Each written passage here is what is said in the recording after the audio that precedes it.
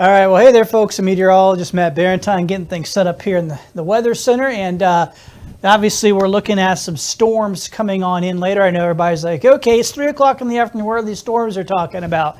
Well, they're out there. They have slowed down by a few hours, so it's going to be more of a nighttime event, it looks like, here for us. So we're not going to get much.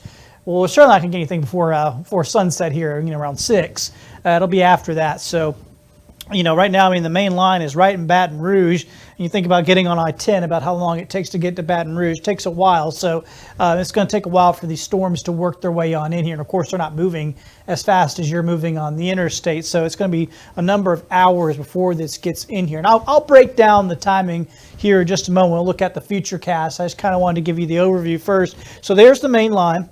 It is a severe line. There are severe thunderstorm warnings all along here. There appears to be one tornado warning right there on the edge, right there where Mississippi and Louisiana come together right there on the river. And then this yellow box that stretches over into parts of our viewing area. We got Greene, George, and Jackson County here in Mississippi. That is a tornado watch. So the watch is already up for parts of our area, but the storms, the main line is still back here. Now, there are some storms firing up out ahead of this, and these are the ones that could become particularly nasty as they work their way up here around Hattiesburg and those areas here in the next couple of hours, up towards Jackson. These are going to be some of the stronger cells that kind of, when they're out ahead of a main line, whenever you got all this instability going on, when these storms are kind of by themselves out here, they can draw on all that energy there without, being here on the line. The storm has to kind of compete with all those other storms along the main line. But out here, they can take up all that energy for themselves. So we got to watch these ones that are out ahead of the main line. And there's the main line back here going through Baton Rouge. So it's not even in New Orleans yet. So like I said, it's going to be some hours before it gets here. So we'll look at that here on the Futurecast, but to kind of flick on through. All right, so here's 8 o'clock. And it's showing the leading edge here entering here at 8. We got, like I said, there could be a couple out ahead of this. We'll keep an eye on to see if any of those develop here for us.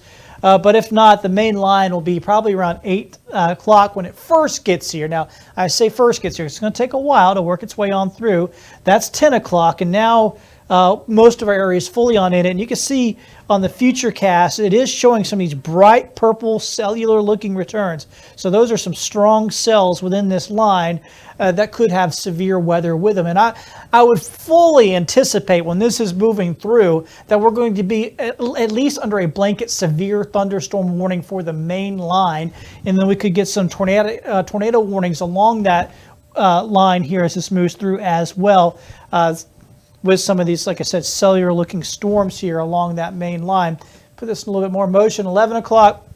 Now it's moved over more towards the Panhandle, and you can see some of the heavier storms over there around Santa Rosa and Okaloosa County. That's at 11. You can see things looking clearer back and around the eastern shore of Mobile. And I'd love to say that was kind of everything, but it looks like we might see some storms fired up during the early morning hours. Kind of backed up just a smidge.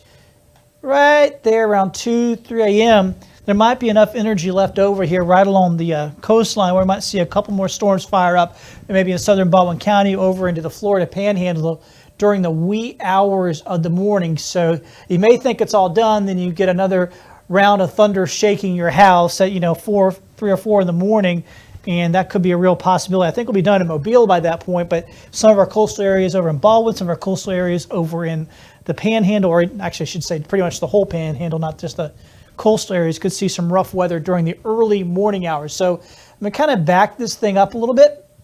All right, so I'm back to 8 o'clock.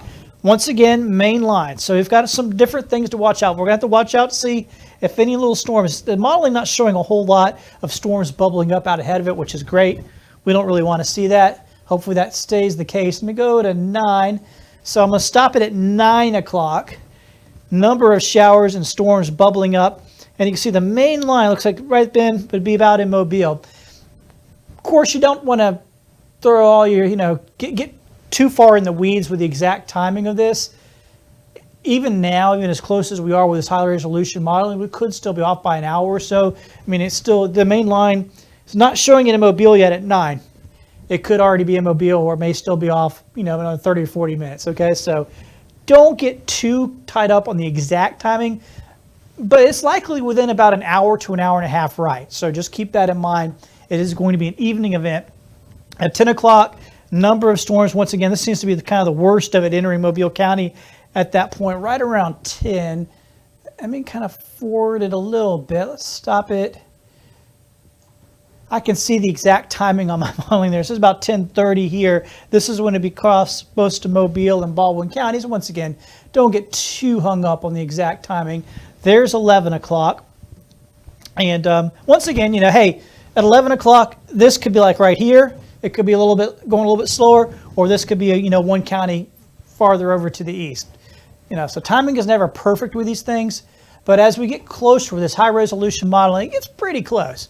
We're probably within about half an hour to 45 minutes, right, one way or the other. So at least with the main line. So there's the main line at midnight, and it's kicking through the panhandle at that point. It'd be awesome if that was it. Like I said, it was all over, but there seems to be some regeneration of storms on the back edge of this. And the Weather Service is warning or telling us that this is a possibility that some of these could fire up during the early morning hours too. So it's not just the main line. We're going to be kind of watching for some of this stuff that comes in right behind it. All right, so let me take you through something else here. Let me get off this Futurecast. And okay, so what are the possibilities? Well, this is something called the significant tornado parameter. Remember, I just showed you the Futurecast showing that main line of storms entering Mobile County roughly around 9. And it is showing some, right here, it goes up to about that yellow bar.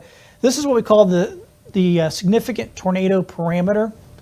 I know it's kind of a big word there. Basically, all this is the model's taking all the pieces that could cause a tornado, all the ingredients, and it's plotting it out. And it's plotting them out where the most ingredients are showing up. And you can see that little blob right there over Mobile at 9 o'clock. Once again, though, it's fairly low. I got the brown one marked on here because I did see some brown in this. I think that's going to be, maybe it fell off. These things do update quite a bit. All right, remember I talked too about that secondary round? Well, there you go, showing it that gray to yellow area right through there in the panhandle and even a little bit up into parts of our inland areas. So that's that secondary round that we're going to have to worry about. There is some ingredients there. I'm going to back this thing up. I think our neighbors over in Mississippi are really going to have to keep a good close eye on this, say around 7, 8 o'clock, right along the coastal areas. Probably we'll get some tornado warnings here out of all this as this moves on through. Once again, this isn't, you look at this and you say, well, I'm seeing yellows, it's pretty low there on that bar. No big deal. Here's the thing. There's only a handful of days where we have any tornado chances at all, right? I mean, only, a couple of systems in the fall, a handful of systems in the springtime. There's only so many days where we have any of this at all. So whenever this happens, it's still significant. I mean, they call it significant for a reason. It's just that there's a chance of something of a tornado springing up. So it's just something we really want to keep a close eye on as this whole thing moves through. Of course, we could also have a lot of gusty winds here. In fact, I should have mentioned that when I had that whole thing up here. Let me put the radar where it's currently at. Here's the main line back here where this is current. And you can see all along that main line, this orange box, they've got the whole main line with a severe thunderstorm warning. I mean, this is winds along that main line are 60, 70 miles per hour, period.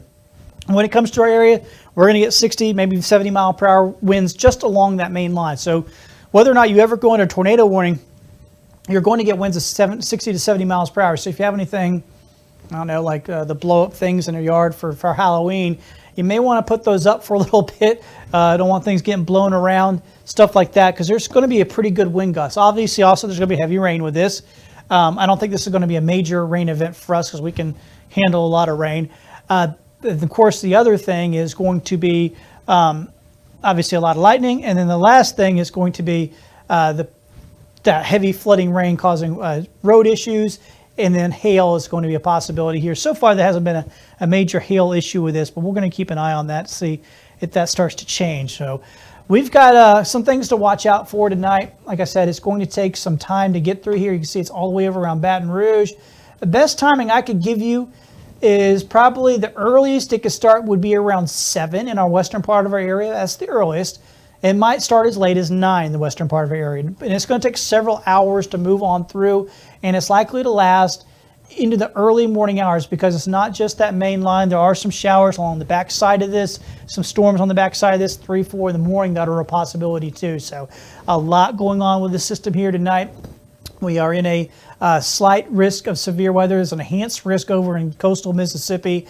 So we anticipate to see some rough weather tonight. Nothing to worry about, just something you want to pay attention to and hopefully get everybody, thankfully it's at night, so everybody should be inside by the time these storms come rolling on in. So have yourselves a good evening. What time is it? 3:15. We're going to be on tonight, of course, at 4 and 5 o'clock. So we'll have a couple of hours worth of updates and letting you, with these Futurecasts, the high resolution modeling comes out every hour. So we do get fresh modeling every single hour. That kind of helps us out with that timing, like I said. And then we'll be on tonight. Tonight we had the World Series. So we're going to be kind of monitoring this during the World Series. World Series should wrap up around 10:30 to 11. So we'll see how it all works out with the timing of this front. So have yourselves a great evening. We will catch up with you soon. Once again, I'm meteorologist Matt Barrentine. Thank you for joining me. I see all these folks are, everybody that joined us here on our Facebook page or on our YouTube feed. We do appreciate it. Once again, I'm going to kind of put it right. That's 10 o'clock. So that's what the modeling is showing and getting into Mobile County around 10. So it's going to take some time. It is not here yet, and it will take a while. So don't sit there and think, well, this hasn't happened. Well, eventually it could. I mean, it will. We're going to get a line all the way through.